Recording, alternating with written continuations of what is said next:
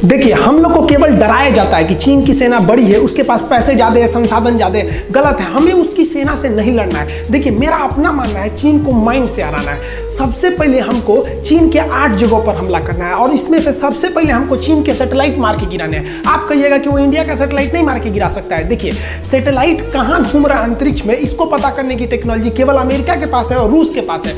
भारत की सैटेलाइट की जानकारी रूस चाइना को नहीं देगा, लेकिन चाइना का सैटेलाइट कहाँ है इसकी जानकारी कमकासा और फास्टा समझौता हो जाने के बाद अमेरिका हर हाल में भारत को दे देगा और इस जानकारी के आधार पर भारत अपने एंटी सैटेलाइट मिसाइलों से चाइनीज सैटेलाइट को मार के गिरा सकता है। एक बार जब ये सैटेलाइट गिर गए तो चाइना के 13 जो मिलिट्री सैटेलाइट आसमान में घूम रहे हैं, अगर ये सैटेलाइट गिर गए तो चाइना ऊपर से निगरानी ही नहीं रख सकता है कि भारत क्या कर रहा है और उसके जो रडार है वो केवल छोटे एरिया को निगरानी कर सकते हैं। जो मिसाइलें एटमॉस्फेयर में घूम रही है उनको पकड़ सकते हैं, लेकिन बैलिस्टिक मिसाइल अंतरिक्ष से आ रही होती है, उसको मारने के लिए, उसको पकड़ने के लिए सैटेलाइट की जरूरत पड़ती है। और अगर चाइना का सैटेलाइट गिर गया तो हमारी जो मिसाइल, बैलिस्टिक मिसाइल अग्नि वगैरह चाइना में घुस जाएगी तो चाइना को पता भी नहीं चलेगा। जैसे ये सैटेलाइट गिरे, चाइना का एक बहुत बड़ा ड्रॉबैक होगा उसकी निगरानी सर्वेलांस में। और इसके बाद जो सबसे तेज एक्शन लेता है, देखिए सैटेलाइट गिर गया तो चाइना की मिसाइलें भी काम नहीं कर सकती है। और उसके बाद अचानक जो चाइना के जो एयर स्ट्रिप है, हवाई पट्टियां, इन पर ताबड़तोड़ हमला करना चाहिए। जो तिब्बत और सिंजियांग का एरिया जो भारत से लगता है, इन एयर स्ट्रिप को गिराने के बाद चाइना कोई भी काउंटर अटैक नहीं कर सकता है। हम लोग को मेन चाइना को आगे बढ़ने से रोकना है। जैसे एयर स्ट्रिप टूट गए, चाइनीज विमान हवा में उड़ान नहीं भर सकते बिना एयरपोर्ट की मदद से। इसके बाद हम लोग को चाइना के पावर ग्रिड पर हमला करना है। चाइना में 2 सबसे बड़े पावर ग्रिड है जो हर जगह इलेक्ट्रिसिटी देते हैं। अगर हम इस पावर ग्रिड को गिरा दिए, एक भी बम गिराना पावर ग्रिड पे, पूरा चाइना के अंदर ब्लैकआउट हो जाएगा, उसके अंदर बिजली कट जाएगी। आप सोचिए, आपके यहाँ 2-3 दिन बिजली कट जाएगी, हर एक चीज ठप हो जाएंगे, कितना आपका इन्वर्टर बैकअप पावर देगा। तो जैसे ये बिजली ठप होगी, पावर बैकअप के अभाव पर जो छोटे मोटे रडार हैं इनको भी पावर नहीं मिल पाएगा, वो भी बंद हो जाएंगे। और उसके बाद चाइना का जो सबसे बड़ा डिपो है, जितने बड़े बड़े पेट्रोलियम के डिपो हैं, इन डिपो को उड़ा देना चाहिए। इस डिपो को उड़ाने पे डबल फायदा होगा, एक उसका पेट्रोल जाएगा, दूसरा ये खुद उसके लिए एटम बम साबित होगा,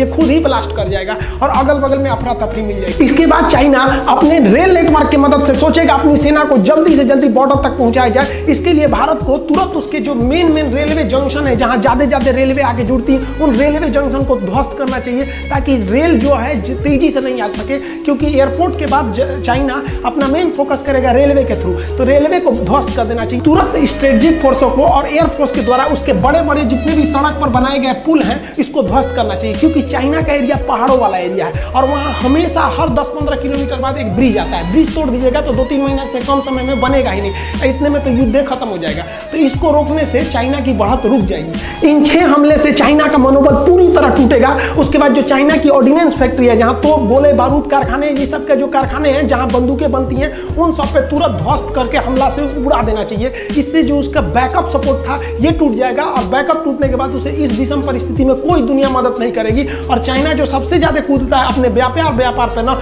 उसके व्यापार को समुद्र के रास्ते होते, उसके जितने भी बड़े बंदरगाह हैं उस पर तेजी से हमला करके एक साथ तोड़ देना चाहिए इन सबको। हमारे हिसाब से चाइना की इन 8 जगहों पर हमला करेंगे, चाइना की कमर टूट जाएगी। लेकिन चाइना हमको अपनी केवल मजबूत चीजों को दिखाता है कि हमारे पास 21 लाख आर्मी है। अरे कोई आर्मी धरी की धरी रह जाएगी ससुराई, तुम्हारा ये 8 चीज टूट गया ना तो तुम देखा ना 21 लाख फौज है कि 21 करोड़ है, कुछ नहीं होने वाला है। और ऐसा हो सकता है, ऐसा किया गया है। इजराइल ने 6 दिन की लड़ाई में पूरी अरब देशों के, मिडिल ईस्ट के देशों को हरा दिया था। ना कोई उसका साथी था, ना पूरे पड़ोसी उसके दुश्मन थे सब। इसके बावजूद उसने पूरे अपने अरब देश के दुश्मनों को धूल चटा दिया, चाहे वो उसके अगल बगल का मिस्र हो, सीरिया हो, लेबनान हो, सबको हरा दिया। और इजराइल वो सारे हथियार, वो सारी टेक्नोलॉजी भारत को देने के लिए हर एक रणनीति तैयार है।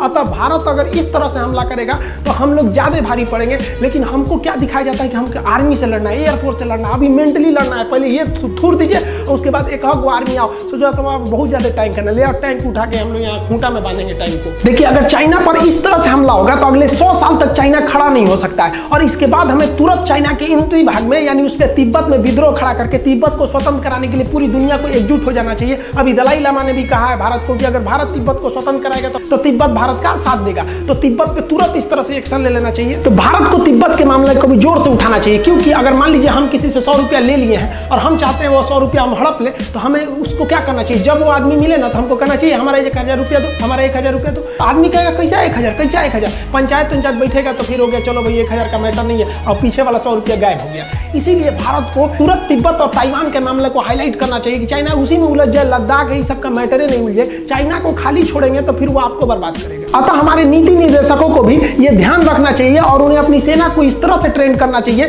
कि हमें चाइना की इन 8 जगहों पर एक ही बार हमला करना है, जिस तरह से इजराइल ने किया था, और उसके बाद तिब्बत के मैटर को हाईलाइट करके तिब्बत को स्वतंत्र कराना चाहिए। और हमारे नीति निर्देशकों को इस चीज को ध्यान में रखना चाहिए कि तोप टैंक का जमाना अब पुराना हो गया, अब आपका मेंटली लड़ाई लड़ेगी। अभी